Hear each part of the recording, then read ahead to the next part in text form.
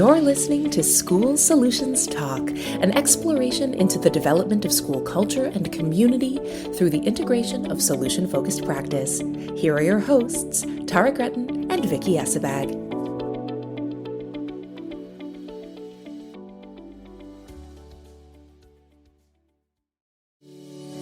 Thanks to Family-Based Solutions, a charitable organization that aims to end the cycle of abuse in families and to repair relationships using the solution-focused brief therapy method. They offer counseling services, support groups, solution-focused training, online support, and global leadership to those who need it most. Learn more at familybasedsolutions.org. Hi, everyone, and to all of our listeners, happy fall, and hello, Tara. How are you? I'm good. I'm very good. I'm very much enjoying seeing you and as always, and obviously our wonderful guest who we'll introduce in a moment, but also the last time I saw you, we met for the first time in person. So that was absolutely wonderful. Right. That's right. We were in Denmark at the EBTA conference, the European Brief Therapy Association conference, and it was fantastic. And it truly was a wonderful, wonderful, well, we can't really call it a reunion, right? Because we had never met before face-to-face, Tara. So it really was just a meeting in person for the first time. And it was truly, people couldn't believe that we've been having this podcast now for well over 2 years, and we still haven't met in person. But we have now, so that's awesome. Yes. Anyway, we have a very special guest with us today, and her name is Polly Netto. Hello, Polly. How are you? Hi. I'm good. It's such a privilege to be here and to talk to you. Wonderful. Well, thank you so much for joining us. I have your bio here, Polly. Polly is a secondary school teacher in the UK with over 10 years experience in both pastoral and academic provision. She is the whole school mental health and solution-focused lead, head of religion, philosophy, and ethics. She is qualified in solution focus, and also she is a PSHE lead, which I have learned stands for Personal Social Health Economic Lead, and that is a course that all students take. And I think that, Polly, you said it was from the ages of 11 to 17. It's a compulsory course. I was really impressed with that. Polly Netto uses her solution-focused training to plan mental health work for the school, deliver assemblies, and create solution-focused resources for both the classroom and to use one-to-one with young people. Polly worked with a team to implement a whole school solution-focused mental health strategy some years ago and continues to review and update the strategy every year. This includes delivering whole staff training, whole school staff training, and incorporating solution focus in the staff appraisal process, as well as including parents in the solution-focused work done at the school. Welcome, Polly. We're so excited to have you.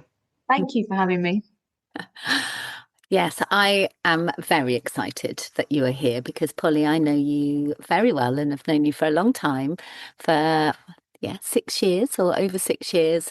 And yes, it's, just hearing about everything that you've been doing. I know all of this, but it just kind of, it just warms my heart to hear about all the amazing things that you've been doing. And then I've been part of that journey with you. So but today is all about you. And the first question that we've got for you, Polly, is can you tell us about how you came to be a teacher and when your interest in supporting mental well-being in schools first sparked? Yes, so I spent a couple of years as a youth worker, and you very quickly sort of appreciated how brilliant and interesting and inspiring young people are. And particularly in sort of youth work, giving them the time and the space to explore themselves and explore questions about life they're just the brilliant people to be around. I love working with young people, but I really wanted to work in a sort of environment that was a bit more structured. And it's really, really important to me that education is about the whole person. And I think that children need good teachers, and I really care about trying to be the best teacher I can be, to try and give them a bit of what I think education should be about. So teaching, I think, was a very natural progression from youth work into teaching. And nobody that knows me was surprised when I became a teacher. I think they just knew that that's what was going to happen. And in terms of mental health, when I was doing a lot of the PSHE work, we taught a lot of mental health through that. And I did a lot of training. I did the mental health first aid training. I worked a lot with CAMS, which is the mental health provision for young people, and a lot with sort of charities and working with initiatives. But it was all sort of a bit fragmented maybe, but I found the development of the teenage brain particularly so fascinating. I think it's such an interesting area, and the more you know about that, the better you can tailor education to fit the needs of teenagers as they grow and as they develop. And we started to notice, as I was doing all of this training, I was talking to colleagues, and we started to really notice the need for mental health support, particularly with boys. So the school that I work in is predominantly boys from the age of 11 to 16. And then we have girls in the sixth form as well. And the boys really needed mental health support, but we couldn't meet the demand. So through conversations with colleagues, we started to think, well, maybe we need to do something to try and support as many young people in our school as possible in a way that is helpful to us and safe for us, as we're not mental health experts necessarily. And I went to a launch of an organisation, a charity called Boys in Mind, which is a local organisation who had already adopted the solution-focused approach as their approach to trying to break down stigma about mental health and support young people's mental health. And that's where I met Tara. And the rest is history, as they say. We developed a team, and really all of what we've spoken about so far is a team effort. It's taken work from lots of different people in lots of different roles, and collaboration really is the key to a whole school strategy. So we started to develop that strategy, and it's evolved over the years. COVID threw us a curveball, but actually having already started the strategy before COVID, we were able to then adapt to a recovery program. And then after that, wasn't needed so much anymore to go back to sort of what we had envisaged before that and keep building on it. So it's been a real collaboration, a real labour of passion. And I think we're learning and evolving all the time, which is really exciting. Yeah, absolutely. Wow. It just sounds like a fantastic journey. And I'm just curious, at what point in your teaching did you make a deliberate decision to move into exploring solution focus and the mental health and well-being strategy at the school? I think it was being exposed through Tara, and Tara coming in and sort of learning more about Tara's work and the solution-focused approach. It was almost a bit of a, myself and another colleague called Susie Ingram, we sort of had a bit of a light bulb moment, and we suddenly thought, yes, this is what we've been looking for. We've been looking for something that is something that we can all do. Children can use the solution-focused approach, staff can use the solution-focused approach. It's something that helps us on a personal level as staff as well, and removed that pressure to feel like we had to have the answers for these young people who were struggling in some cases with their mental health, because it feels like a very safe and accessible approach. And that's what I find with people who have subsequently done some training. That's usually their feedback too. So it was sitting and thinking about what we wanted for our young people and how we could provide that, and then learning through Tara more about the SF approach. It was a real, this is it. This is what we've been looking for moment. And Susie and I both then did more training, and the more training that I've done over the years, the more certain I am that this is something that really works on a whole school basis. And I think that there's lots more we can do with it, but it's been successful. so far. Yeah. And what have you been doing with solution focus in the schools to really make a difference? So there's lots of sort of different ways to use it, and what we're trying to do is to show staff in their different roles how they can implement it and use it. So one of the things that we do is we teach the solution focus approach explicitly to students. So through assemblies and through some of those PSHE lessons. So it's actually written into the curriculum that we teach students what the approach is, how to use some of the tools, and getting them to use the tools. And then that also translates into the tutor program and the personal development side of things, as well as the curriculum.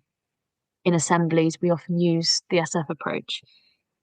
But also when staff, we do a lot of staff training, and it's really important that we do that on a regular basis. And one of the things that we've been focusing on in the last couple of years is trying to help classroom teachers find ways of using SF in their own setting. So in a maths classroom or a history classroom or a geography classroom.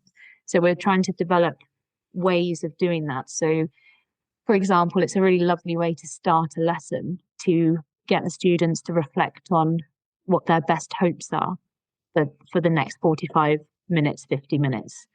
And when lessons can be chaotic, which they often can when you're teaching teenage boys, maybe in the middle of a lesson, having a pause and a reflect, and maybe using a scaling question to encourage students to notice what's going well. And then if the next half an hour was to be a tiny bit better, what would that look like? And how can we make that happen? So whatever we're teaching or whatever your role is in school, we're trying to encourage different ways of using SF.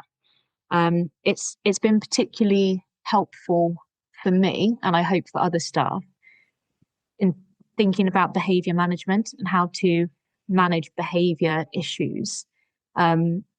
And whether that's when you've got 30 children in front of you or whether it's one-to-one. I've used it a lot so far this year when students have been dysregulated, and giving them an opportunity to step out of the classroom to have a bit of time. And then I'm able to go and it's a quick conversation. I can't spend 45 minutes or 50 minutes talking to a student and having a one-on-one session. So these are quick conversations, and we're calling them quick wins or corridor conversations. So getting the student to reflect on what was going well when you were in the room, because it wasn't all bad. There were things that were going well. What was that? And I had a student on Friday. He was really dysregulated. He's got quite complex social and emotional mental health needs. And he was adamant. He really wanted to be sent out of the classroom. He really didn't want to be there. So he went outside to have a bit of time, and I went out and had a chat to him. And I said to him, can I share something that I've noticed about you in the last lessons? Because he had some really positive lessons. So I shared that with him, and he thought about it for a moment, and he said, actually, I really like RPE. Can I come back in, please? And it's a very quick conversation, but it's using an SF question. It's using my SF training, and what could have been quite a negative escalation, which would have led to him being sanctioned, ended in a really positive way. And it gave him a bit of autonomy. It built his resilience. And, you could see him starting to think, oh, I'm actually quite proud of some of the things that were going well. So that was a really, really lovely moment. So that's what we're trying to do as a whole school, is offer one-to-one solution-focused support where we can, but actually on a whole school level, those quick wins, those quick conversations, noticing students and noticing, what's different about them, or asking them how they are and how their weekend was. And when students are having a hard time, asking them how they're managing and how they're coping, and encouraging them to be proud of their strengths and their resources. There's ways of doing it that work, whatever your role is in school. Yeah, absolutely. And I think I was just thinking, Polly, I kind of dropped you in it at the beginning of the term, didn't I? You did, yes. You did. And I'm sorry, not sorry. um, so, but what at the beginning of the term, there was an inset day. So it was staff sort of teaching day for the first 2 days of term. And Polly's been attending a course with me over the summer. And what's been usual is that I'll kind of come in either at the beginning of the term, and if there's SF training on an inset day, or I do the training for the staff. So for the inset day, I said to Polly, why don't you, could you do it? And she was like, okay. But it was, listening to you talk, and when I was listening to you, and I was there, but what was just so powerful was to hear this coming from a teacher. I've worked in education for a long time, but I'm not a teacher. I'm not in the classroom. I'm having those one-to-one sessions or those group work sessions with the students, and to hear Polly talk about solution focused from a teacher's perspective, and to notice the difference, because Polly could give all the examples that she's just given, and I can give that, but she's using them, she's making use of them in the classroom, and it was just so powerful, I think, for it to be shared from a teacher's perspective. But I was also just thinking about what you teach as well. And actually, you're a religion, philosophy and ethics teacher. And actually, so much of what you teach is aligned with solution-focused thinking, like Occam's razor and Wittgenstein. And I mean, I'd love to hear a bit about that as well, and your thoughts on that. Well, I think that when I first started talking to people about SF, I think anything new or different, people can be, they're not sure necessarily. And I think what I noticed when we first started doing some staff training was that staff thought that SF was a brilliant idea, but I think that they felt that it couldn't work in a classroom setting when you had so many students in front of you. So it's been really helpful for me to use SF and build up those examples and be able to share them, because I think we're starting to help staff recognize that whatever their role, they can use it. And I think one thing that helps with that is looking at the background to SF and where SF has come from and the theory behind why it works. And actually, I think a lot of the time for people, that sort of gives something credibility if they can see the theory and they understand, and even the science and the psychology of how our brains work, and therefore why the SF approach does work.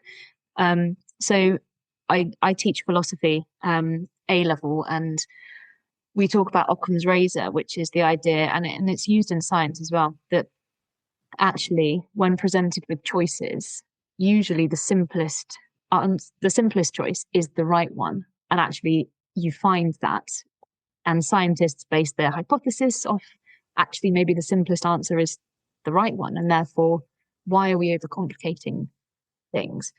And Wittgenstein talked a lot about the use of language, and so his philosophy is all about what function language performs in our lives and how our interactions can have meaning if we understand how the other person is using language, and if we're using it in a similar way, that gives that conversation and interaction meaning. The problem comes when you're using language at cross purposes, and that's okay, because you don't have to be on the same page as each other, but the meaning gets lost then. So I think that understanding the philosophy behind it and then looking into the history of the development of SF allows you to really understand that this is grounded in years of research and years of philosophy and years of science. And when we say it works, we're saying it works because we've tried it and we know it works, for us and in our experience. But actually, the simple approach and the idea of brief therapy, that you are giving people the tools that they can then go and use for themselves as experts in themselves, it's so simple, but that's then the right approach. Yes.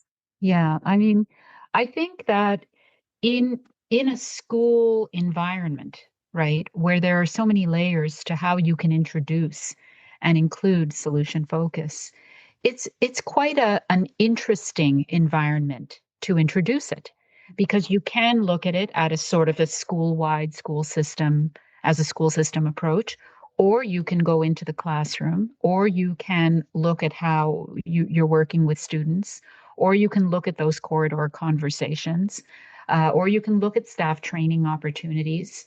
And there are sort of a multitude of different approaches that one can take. It can go from the very, very practical to the very theoretical. In fact, the two founders of Solution Focus, Steve DeShazer and Sue Kim Berg, between the two of them, one, DeShazer, was extremely theoretical, and Berg was more practical trainer, practitioner. So, you know, it's a wonderful approach that way. And you're right. In schools, I think that we need to come at it both from the practical and the theoretical, because educators want to hear the theoretical as Yes. well. Right. And so I think that that's key to the learning. And I'm so enthusiastic about how you're really thinking about all of that, how you're really thinking of that multi-layered approach so that you could best make a difference in the schools. Because this really is uniquely important. It's uniquely important to learning and to helping our young people grow and to helping our teachers be better teachers. Absolutely. And I think that, you know, school should be the place that children are given the tools to become healthy, happy individuals when they turn 18 and they leave us and they're, you know, in the big wide world. And, you know, you hope that you have done what you could to give them what they need, you know, for their lives. And I think resilience is one of the most important things. And I've often, before I did a lot of SF training, I often questioned, how do you teach somebody resilience? Because I knew that that's what we needed to do in order to allow young people to be able to manage life, you know, and be happy and healthy. But I could never put my finger on how you teach that to somebody. Mm-hmm. And I actually think that the SF approach is the key to that, because it's about giving people autonomy and helping them to recognize that they are the expert in themselves, and all of the things that they need in order to manage, to cope, and to be resilient is already something that they have. They already have those strengths and those resources. And it's about reframing how they think about it sometimes. So thinking about the past as resourceful and looking at ways that you can use things from the past in terms of creating your preferred future, rather than allowing the past to be something that is problematic. And it's a practical, theory-based approach, but you can be so creative with it, which is again why I think it works so well in education. And I think one of the biggest things I've learned from Tara recently is that you can use SF however you feel comfortable with it. And if that means that you take a young person on a walk and you do something outside while you're having a conversation, or whether it's through using art or reading a book that then prompts some of those questions and that conversation, however you do it, you can be creative and make it work for the interaction that you're having. And every class I teach is different. So every conversation I have with a group of children or one-to-one, it's going to be different. And actually that's okay. You can be creative. So that's, I think, why SF works so well, because it's theory based, but you can be creative. And I think that's why it appeals to educators and why it works in a school setting. Yeah. Yes, I love and interestingly, the weather's been we've had such a beautiful couple of weeks, haven't we? That's been really. Yeah. So I've Yeah. been walking out along around the field at school, and I think it's choice as well, isn't it? It's that choice, autonomy, permission. What do you want to do? Do you want to go for a walk? Do you want to sit in the room? Oh yeah, I'll go for a walk. And I don't know if you've heard of story cubes. Have you heard of story cubes? Oh, I have to show them. No. Got them on me, but we bought them for the children our own children when they were little. And there's just like a little box, and it's just like, I think there's 9 cubes, and they've all got pictures on them. And there's some that are like action pictures, and all sorts of things like throwing a ball or sitting at a desk and writing, all sorts of different things. But you basically get the cubes in your hand, and then you just like throw them, and they make this great sound if they're on a table. Just like throw them across. And I've been using them with the students, like just inviting them to share a story around using the pictures on the cubes of what they've noticed about themselves over the past week. And I mean, you've kind of got to think outside of the box as well, because some of them are kind of, you can't, trying to think, what is that? Be creative, but it's just been brilliant. And the things that they've said, like there was a boy today that said, student today, it was a picture, an action of somebody digging, and and what did he say? I'm digging deeper. Yeah. I'm like, so what does that mean to you, digging deeper? He said, I'm taking it step by step, and I'm just getting a bit closer to my best hope. I'm just like, wow. I mean, young people they're brilliant. They're fascinating, and I just think that the solution focused approach gives them the time to notice that about themselves, and then we notice them noticing that. Yeah, which is it's so important. Yeah, absolutely. And something that we've sort of touched on, mentioned in your bio, is about, and this is an ongoing thing, I think, that I mean, we mentioned earlier, Polly, when we were talking, it's hard for educators. It's tough. And and I've said it for years, coming into education, I knew that educators, all staff in education, everybody who works in education works hard, but it wasn't until I actually worked in it, and I came from a social care background, I thought that was challenging, and I went into education and I was just like, wow. And it is a challenging environment, and this is a really, really long term, isn't it? This first sort of term, the autumn term, it's a good old 8-weeker, and until you get a break. And already, we're 5 weeks in, and you can see that the staff are tired, and yet, like, their commitment to the students is just incredible. But an ongoing conversation, and really important, that I feel that something this is something that we need to kind of keep talking about. It's the well-being of staff, and how we can utilize solution focused. And we try to do that in our training at school, but be really interested from your perspective, how you see how we've been using it a little bit already, but what else we can do to support educators, people working. I think it's really important to, what we've developed is a whole school approach. So our work is for the young people, but actually the whole school includes the whole community. And that means every member of staff and the parents and anyone who has anything to do with the school makes up the community. And the SF approach, I think, has the potential to be really helpful to everybody on those different levels. And I think that initially, probably because as educators, we're so used to being told how to do things, and it's all for the children, it's all for the students. I don't know that people necessarily straight away recognize the potential that using SF would have for them on a sort of personal level, but also in terms of how they manage their jobs and how they cope. So having done lots of SF training, I notice now that I habitually use SF.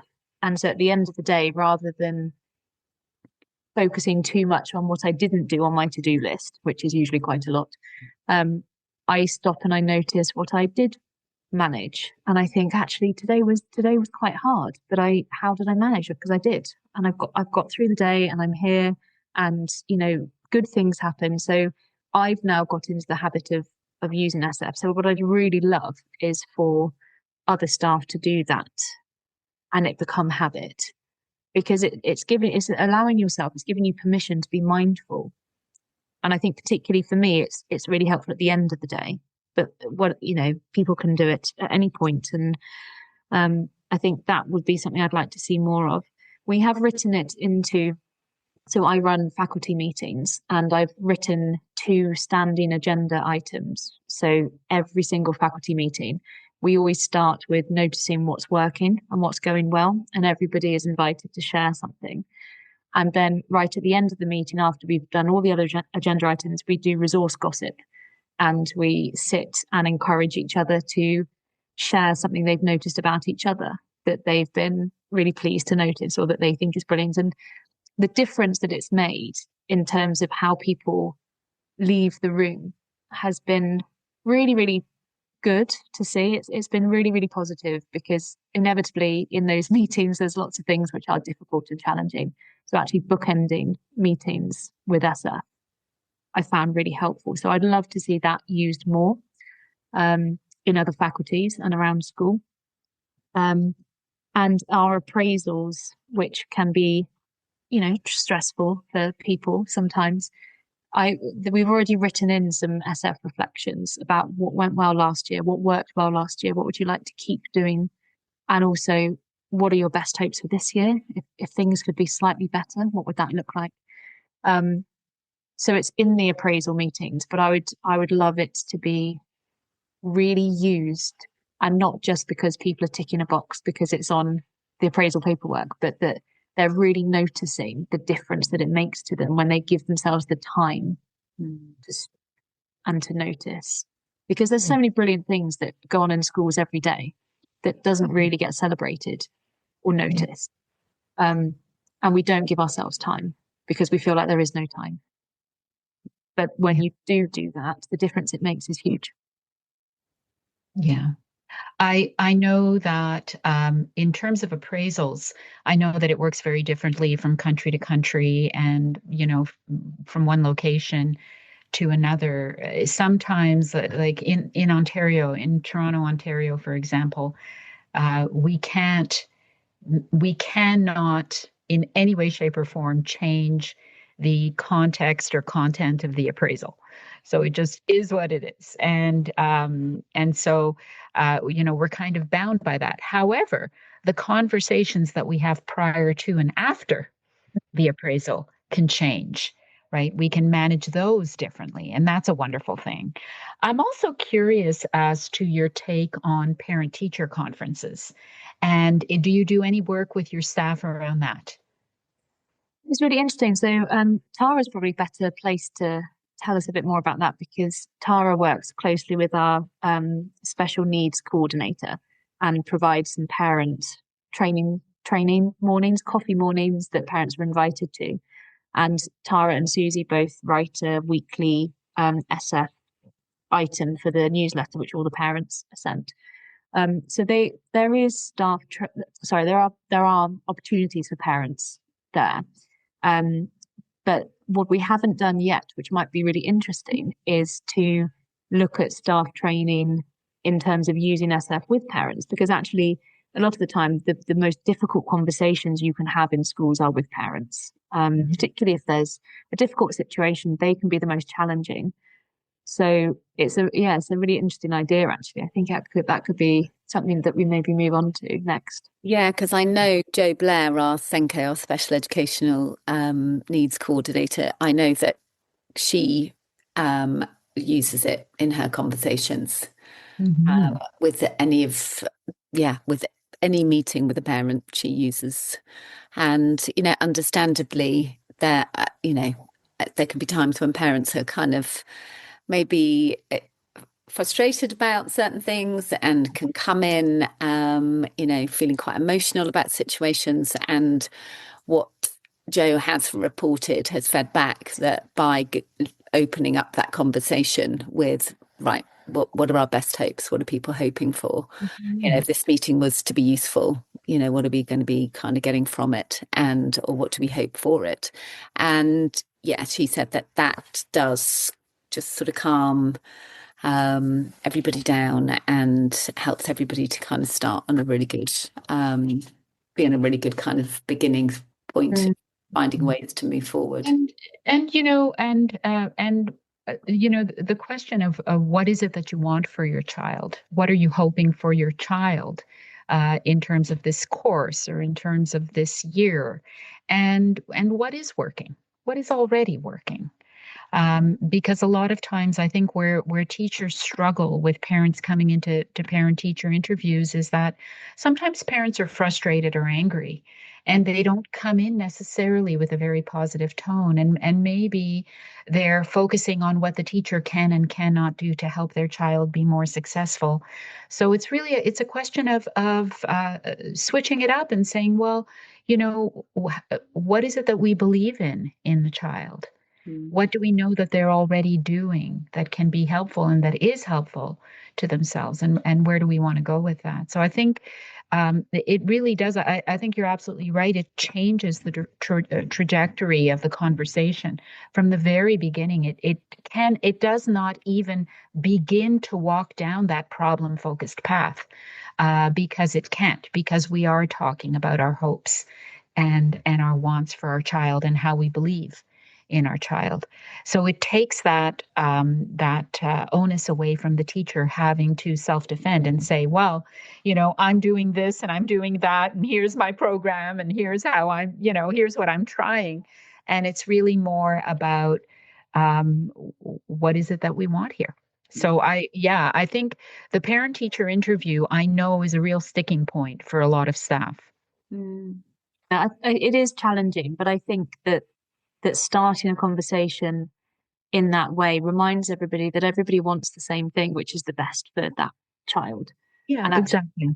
And I think that SF is encouraging giving time for people to be heard. And I think sometimes parents come into situations and feel like they haven't been heard, or the child feels that they haven't been heard. So there's a sense of injustice there. And actually giving that time and space to really hear each other and recognize we all know that there's things that are going well, and all we want to do is increase that and work together and co-create the preferred future. Actually, nobody can argue with that then, because everybody is on the same page. So I think it's really, really important, and I think it's an exciting thing to maybe think about for our strategy moving towards doing that more. Yeah, because I think like I said, Joe's doing it, I think, of heads of years that do it, but actually across, having those parent-teacher meetings. Yeah, I think it's a brilliant idea to explore that. Thanks, Vicky. Thanks to our sponsor, the Canadian Centre for Brief Coaching and Family-Based Solutions. The CCBC provides workplace training programs, coaching, and consulting to organizations across various sectors worldwide, all with solution-focused coaching as the fundamental educational framework. For more, visit pracademia.com. That's pracademia.com. Thanks to our sponsor, Work Collaborative, a not-for-profit movement that helps schools lead change from within. They trust that teachers, leaders, parents, and students have the capability to solve their own challenges when given the right support. Join this global movement of educators at workcollaborative.com. You know what? I am just so excited that we are having this conversation today about prioritizing conversation and the nuances of conversation and how we can really help and support people by prioritizing how we enter into those conversations. I'm really excited by that, especially in a world today that is so filled with use of technology, texting, email, right? Like I'm thinking about some of those situations where staff and parents will only communicate via email. And I'm thinking, yeah, but the conversation is so much better. So I'm just so excited to be having this conversation with the two of you. To that, we're all believers in the sense that we all know what the power of prioritizing conversation is.